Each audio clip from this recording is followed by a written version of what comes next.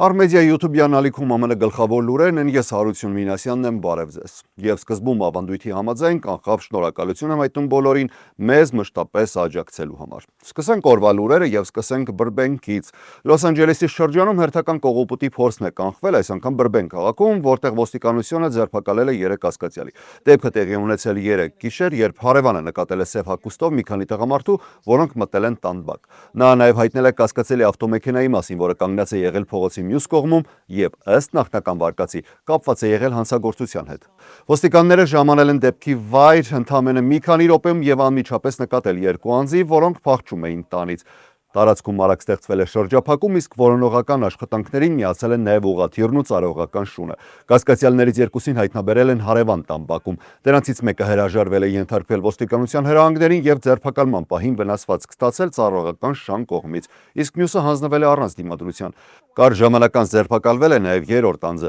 Ձերբակալվածները նույնականացվել են որպես Ալան Ռոդրիգես Պուլիդո, 34 տարեկան, Վիլմար Կաստել Բլանկո Ռոբլես, 20 տարեկան եւ Քրիստիան Ռիոս Կուադրոս, 24 տարեկան, որոնք բնակվում են Ազուսա քաղաքում։ Նրանց նկատմամբ հարուցվել են բնակարանային կողոպուտի մեղադրանքները, իսկ գործը փոխանցվել է Լոս Անջելեսի շրջանի դատախազություն հետագա ընթացքի համար։ Ոստիկանությունը նաև ստուգում է արդյոք նրանք կապ ունեն շրջակայքում տեղի ունեցած այլ նմանատիպ հանցագործությունների հետ։ ԱՄՆ պետդեպարտամենտը հայտարարել է, որ պատրաստվում է սահմանափակ քանակով թողարկել հատուկ հուշանվերային, բայց գործող ամերիկյան անձնագրեր նվիրված երկրի 250-ամյակին, որոնցում տեղադրված կլինի նախագահ Դոնալդ Թրամփի լուսանկարը։ Սա կլինի առաջին դեպքը, երբ գործող նախագահը ներկայացված կլինի նման պաշտոնական փաստաթղթում։ Այս հատուկ անձնագրի գաղափարը, ներառյալ Թրամփի խիստ արտահայտությամբ դիմապատկերը, քննարկվում էր մի քանի ամիս, մինչև վերջնական հաստատվեց 3 ուշ երեկոյան։ Նախատեսվում է, որ 25,000-ից 30,000 օրինակ հասանելի կլինի դիմորդներին միայն Վաշինգտոնի անձնագրային գրասենյակում հուլիսի 4-ից քիչ առաջ։ Սա հերթական դեպքն է, երբ Թրամփի անունն ու կերպարը հայտնվում են տարբեր շենքերի փաստաթղթերի, հանրային նշանակության, խորհրդանշական նախագծերի վրա։ Քննարկվում են նաև ծրագրեր նրա ստորագրությունը ներառելու ԱՄՆ թղթադրամների վրա, ինչը եւս առաջինը կլինի գործող նախագահի համար, ինչպես նաև նրա պատկերով ոսկե հուշադրամ թողարկելու նախաձեռնություն նվիրված երկրի հիմնադրմանը։ Ներկայումս ԱՄՆ անձնագրերում նախագահների պատկերները ներկայացված են միայն հարավային Դակոտայում գտնվող Մաունթ Ռաշմոր հուշարձանի երկեջանի պատկերում, Ջորջ Վաշինգտոնի, Թոմաս Ջեֆերսոնի, Թեոդոր Ռուզվելտի եւ Աբրահամ Լինքոլնի դիմանկարներով։ Այլ էջերում առկա են ազատության արձանը, Լիբերթի Բելը, Ֆիլադելֆիայի անկախության սրահը, ինչպես նաև տարբեր բնական տեսարաններ։ Անձնագրերում ներառված են նաև մեջբերումներ Մարտին Լյութեր Քինգ կրտսերից եւ մի շարք նախագահներից Վաշինգտոնից մինչև Ջոն Քենեդի եւ Դուայթ Էյզենհաուեր։ Թրամփի թիմի այս քայլը նպատակ ունի առավել բարձրացնել նախագահի կերպարը, շարունակելով նրա անունը կապել տարբեր պետական ու մշակութային նախագծերի հետ, ներառյալ ԱՄՆ Խաղաղության ինստիտուտի շենքը եւ Քենեդի կենտրոնը։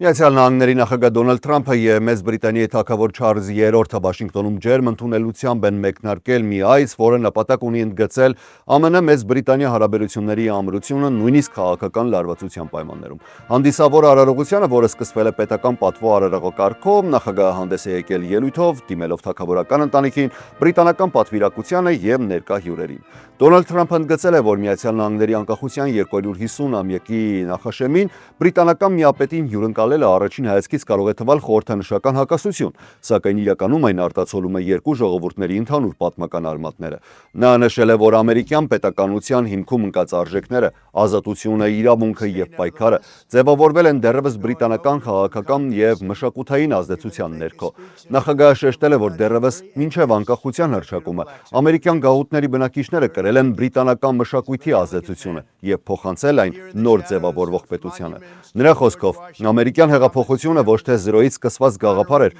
այլ դարերի ընթացքում ձևավորված արժեքների շարունակություն։ Թրամփը նաև անդրադարձել է երկու երկրների ռազմական եւ քաղաքական համագործակցությանը, ընդգծելով, որ Միացյալ Նահանգները եւ Մեծ Բրիտանիան պատմության ընթացքում բազմիցս հանդես են եկել որպես դաշնակիցներ, պաշտպանելով նույն արժեքները եւ միասին պայքարելով համաշխարհային ճգնաժամի ժամանակ։ Նա առանձնատուկ շեշտել է հատուկ հարաբերությունների գաղափարը, նշելով, որ ամերիկացիներն ու բրիտանացիները ոչ միայն կիսում են լեզուն եւ մշակույթը, այլև նույն աշխարհաքաղաքական առաքելությունն ու արժեքային համակարգը։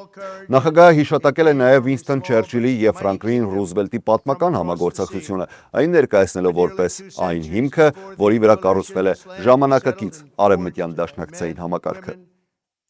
Կոնգրեսում Մեծ Բրիտանիայի թագավոր Չարլզ III-ը հանդես է եկել պատմական ելույթով, նա դարձել է երկրորդ բրիտանացի միապետը, որը նման ձևաչափով է խոսել ամերիկացի օրենսդիրների առաջ, շարունակելով իր մոր Թագուհի Եղիսաբեթ II-ի կողմից ձևավորված ավանդույթը 1991 թվականից հետո։ Սկզբում թագավորն անդրադարձել է Միացյալ Նահանգների և Միացյալ Թագավորության դարավոր հարաբերություններին, ընդգծելով, որ երկու երկրների ճակատագրերը երկար ժամանակ փոխկապակցված են եղել և այդ կապը պահպանվում են մինչև այսօր անկախ ժամանակի փորձություններից։ Թագավոր Չարլզը առանձնահատուկ շեշտադրում է արել ներկայիս գլոբալ անկայունության վրա, նշելով, որ աշխարհը կանգնած է մեծ անորոշության ժամանակաշրջանի առաջ։ Նա կոչ է արել չբավարարվել անցյալի ձեռքբերումներով և շարունակել համատեղ աշխատանքը նոր մարտահրավերներին դիմակայելու համար։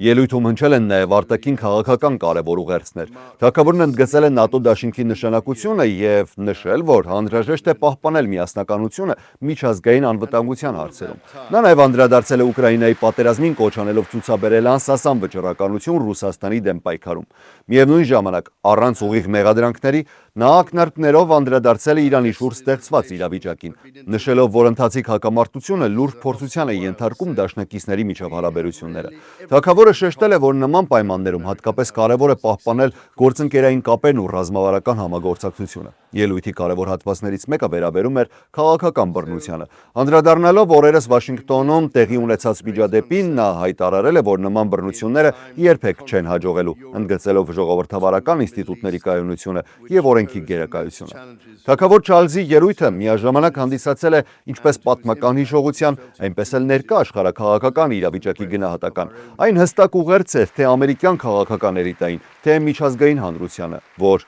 Միացյալ Նահանգներ Մեծ Բրիտանիա գործընկերությունը շարունակում է մնալ գլոբալ կայունության առանցքային հիմքերից մեկը։ Կապիտոլիումում կազմակերպված կլոր սեղանի ընթացքում, որը վարում էր կոնգրեսական Ռոխանան, Ջեֆրի Էփստեյնի գործով տուժածները և նրանց ընտանիքների անդամները հանդես են եկել հուզիչ ու կոշտ հայտարարություններով, պահանջելով արդարություն, նոր հետաքննություններ և դեռևս գաղտնի պահվող փաստաթղթերի ամբողջական հրապարակում։ Քննարկման ընթացքում հնչել են ծանր մեղադրանքներ ուղղված ինչպես ազդեցիկ քաղաքական շրջանակներին, այնպես էլ միջազգային էլիտային, ընդգծելով, որ տարիներ շարունակ համակարգային ձախողումները թույլ են տվել նման հանցագործ ցանցերի գոյությունը։ Կոնգրեսական Ռոխանան հայտարարել է, որ չնայած արդեն հրապարակվել է շուրջ 3 միլիոն փաստաթուղթ, Միացյալ Նահանգներում մինչև օրս չի իրականացվել որևէ լիարժեք քրեական հետապնդում այն անձանց նկատմամբ, որոնք կապված են Էփստեյնի գործի հետ։ Նրա խոսքով անհրաժեշտ է ոչ միայն բացահայտել ամբողջ ճշմարտությունը, այլև ապահովել պատասխանատվություն անկախ անձանց ազդեցությունից կամ դիրքից։ Նա նաև նշել է, որ դիմել է Մեծ Բրիտանիայի թագավոր Չարլզ III-ին հանդիպելու զոհերի հետ, հաշվի առնելով նրա եղբոր Էնդրյուի նկատմամբ հնչած մեղադրանքները։ Սակայն այդ հանդիպումը մերժվել է, ինչը ըստ Խաննայի բաց թողնված կարևոր քաղաքական ու բարոյական ուղերձ էր։ Հանդիպմանը ելույթ է ունեցել նաև Վիրջինիա Ջուֆրեի եղբայրը Սքայ Ռոբերտսը, որը ներկայացրել է քրոջ պատմությունը ու նշել, որ Վիրջինիան դեռևս 16 տարեկանում է ներգրավել այս ցանցում, սկսելով աշխատել Մար-a-Լագո համալիրում, որտեղից էլ ըստ նրա հայտնվել է Ջեֆրի Էփստեյնի և Գիլիամ Մաքսվելի ազդեցության տակ։ Ռոբերտսը շեշտել է, որ իր քույրը հետագայում ենթարկվել է շահագործման նաև բրիտանական թագավորական ընտանիքի անդամի կողմից, ակնարկելով արքայազն Էնդրյուին։ Նա ընդգծել է, որ այս գործը միայն մեկ մարդու մասին չէ, այլ ամբողջ համակարգի, որտեղ ազդեցիկ անձինք երկար տարիներ խուսափել են պատասխանատվությունից։ Ներկայացվել է նաև Վիրջինիաս Լո նախաձեռնությունը, որը նպատակ ունի վերացնել նման հանցագործությունների վաղեմության ժամկետը, հնարավորություն տալով զոհերին խոսել այն ժամանակ, երբ պատրաստ են։ Հանդիպմանը ելույթ են ունեցել նաև մի քանի զոհեր, այդ թվում Շարլին Ռոշարդը, Դենի Վենքսը։ Զոհերը և նրանց պաշտպանները քննադատել են ինչպես նախկին, այնպես էլ ներկայիս իշխանությունների, նշելով, որ բարձր մակարդակներում առկա է անպարժելիության մթնոլորտ։ Հնչել է նաև կոչեր ուղղված ԱՄՆ նախագահ Դոնալդ Թրամփին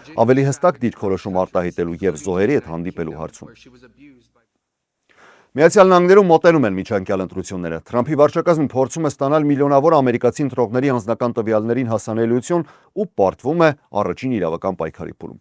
Արդարադատության նախարարությունը դատի է տվել 30 նահանգի և Կոլումբիայի դաշնային շրջանին, պահանջելով նրանց ընտրողների ցուցակները։ Դրանց թվում են նաև այն նահանգները, որտեղ հաղթել է նախագահ Դոնալդ Թրամփը 2024 թվականի ընտրություններում, ինչպես նաև հանրապետականների կողմից ղեկավարվող նահանգներ, օրինակ Յութան և Այդահոն։ Մինչև այժմ դատավորները մերժել են 5 նահանգների դեմ ներկայացված հայցեր, այդ թվում Կալիֆոռնիայի, Մասաչուսեթսի, Միչիգանի, Օրեգոնի և Ռոդ Այլանդի նկատմամբ։ Սակայն արդարադատության նախարարությունը հայտարարել է, որ բողոքարկելու է որոշումների դեմ։ Նախարարությունը նշում է, որ տվյալները, այդ թվում սոցիալական ապահովության համարները, անհրաժեշտ են համոզվելու, որ նահանգները ընտրողների ցուցակներից հեռացնում են անթույլատրելի անձանց, սակայն դատարանները որոշել են, որ սահմանադրության համաձայն ընտրությունների կազմակերպումը վերապահված է նահանգներին, ոչ թե դաշնային կառավարությանը, եւ կոնգրեսը երբեք չի ընդունել օրենք, որը արդարադատության նախարարությանը կտար նման տվյալներ պահանջելու լիազորություն,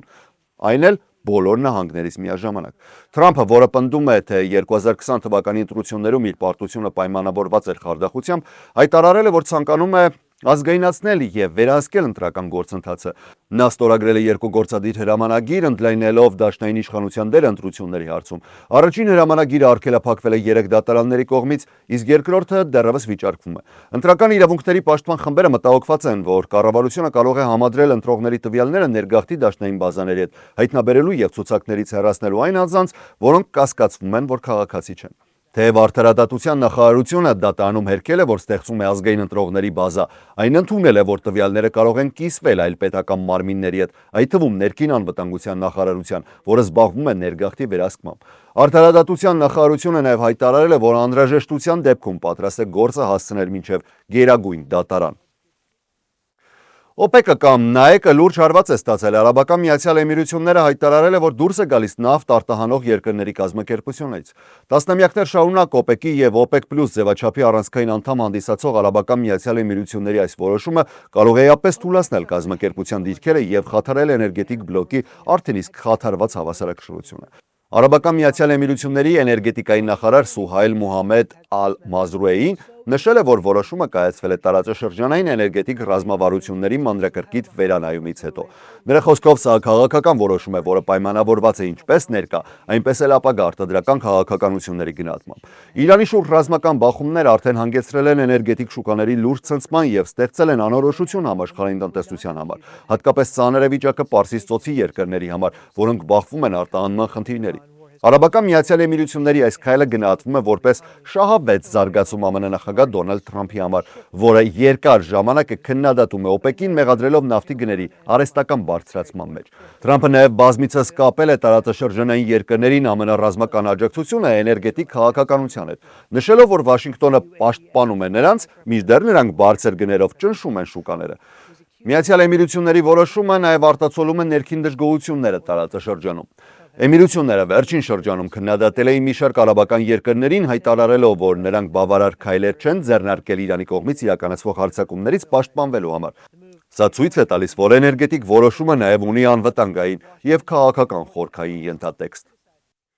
Այսօրվա համար այսքանը։ Եթե հետաքրքրված եք Միացյալ Նահանգների ներքին եւ արտաքին հարաբերություններով, իրադարձություններով, ապա բաժանորդագրվեք մեր ալիքին եւ դարձեք մեր համերաշխ ընտանիքի մասնիկը։ Ես Հարություն Մինասյանն եմ, շնորհակալ եմ ուշադրության համար։ Ամենակարևորը՝ առողջ եւ խաղաղ եղեք։ Ցտեսություն։